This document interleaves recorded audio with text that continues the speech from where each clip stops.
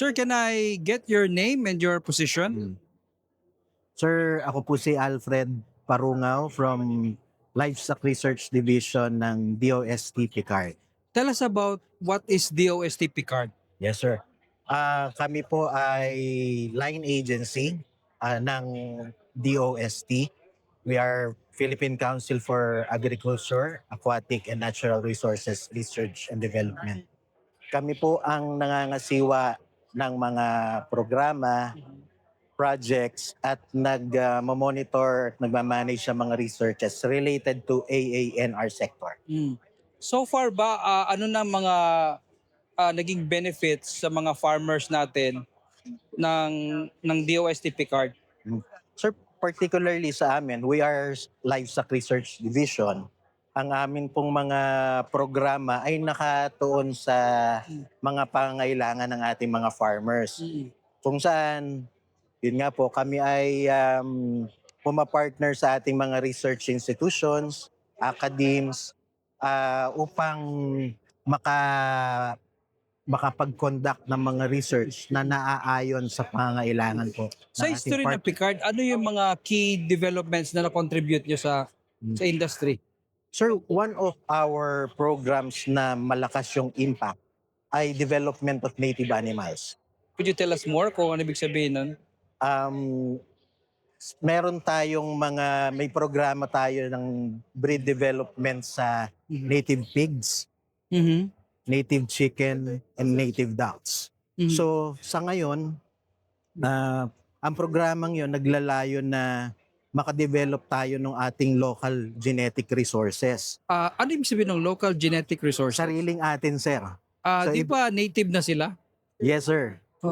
Yung dati kasi lahat ng makikita natin sa surrounding, kinukonsider natin na native animals. Correct. Kasi pag nakasurvive ka dito sa lugar na to, native ka. Para tayo. However, ang gusto natin maging enterprise siya, maging sustainable livelihood ng ating mga farmers. So, paano natin ma-achieve yun? Ang isa na nakita namin is gawin nating uniform yung kanyang efficiency, performance, at ganun din ay para magkaroon ng uniform product quality. Yun yung magiging isang reason o isang magandang aspeto para ang mga farmers natin ay maibenta po yun sustainably at maging matransform into livelihood para sa Sir, anong difference niya kung kung bahala na, kung anong makita mo dyan, pareho, native yan is Yes, sir.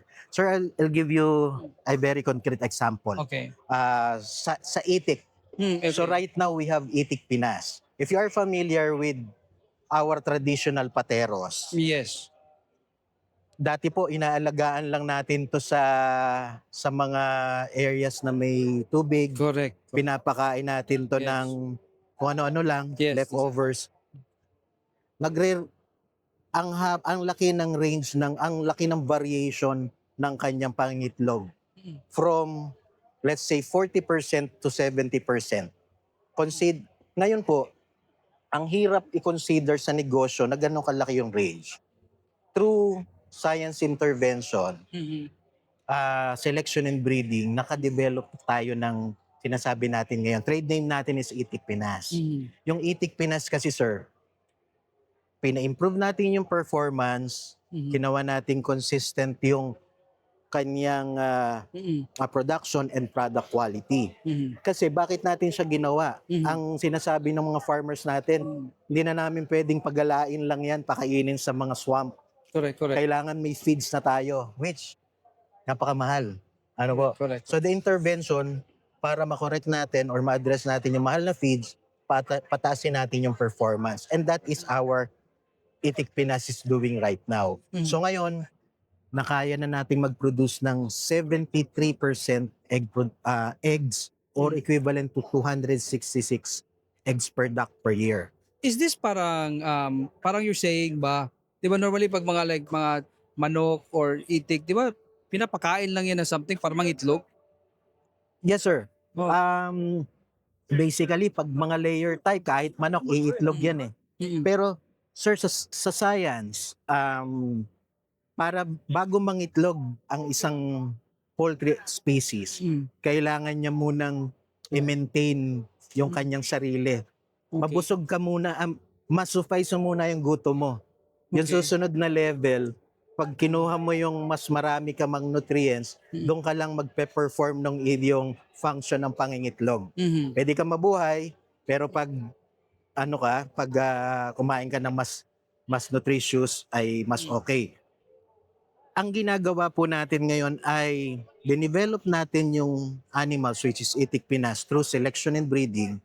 Tapos pero hindi basta-basta siya magpe-perform kung basta development lang. Mm. Provide na natin ngayon yung tamang management. Mhm. And sa tamang management, sinusuportahan po yan ng tamang feeds, tamang housing. Mm. Yun po yung napaprovide ng DOSTP card sa ating tulong technical sa ating mga farms. So you're saying kanina parang is this, correct me if I'm wrong, is this parang more on genetics, parang inaano nila atin yung mga ano nila? Tama ba? Yes, sir. We are improving the breed of the animal, the genetics, through selection. Mhm. Yung ating, if you're familiar, sir, doon sa flock ng itik, halo-halo. Correct. May maliit, may malaki, may puti, may brown, may black. Through selection, pinili natin muna yung pare-parehas na kulay. Why? Yun yung kaya ng farmer Okay. para makapag-participate sila sa research and development. Mm. Now, nung meron na tayong mga kulay, may black, may brown, Mhm. the next thing to do is select yung matataas mag-perform dun sa mga yon. Mhm. At yung mga mataas mag-perform, sila yung pinili natin para sa mga susunod na mga generations. Mhm. Yun, sir, yung selection and breeding. Mhm. So, kaya nag-come up tayo sa mas mataas na performance right now, sir. Mm. So hindi siya parang bibili ka lang ng 10 itik dito, 10 dun sa kabila, pag sama-sama mo sila, yun na yun. Hindi, sir. Okay. Ano nga uso yung fake news, sir, di ba? Okay. Sa Okay. social media. Mm. Ang kailangan natin ngayon ay malaman natin yung mga tamang source talaga ng sinasabi natin ng mga legitimate Itik Pinas, halimbawa, and native animals. Mm. Para yung mga farmers natin, kasi hindi biro, sir, yung investment ngayon sa Mhm. sa farming eh. Correct. So, and ang number one natin ay makakuha tayo ng magandang quality breeder stocks.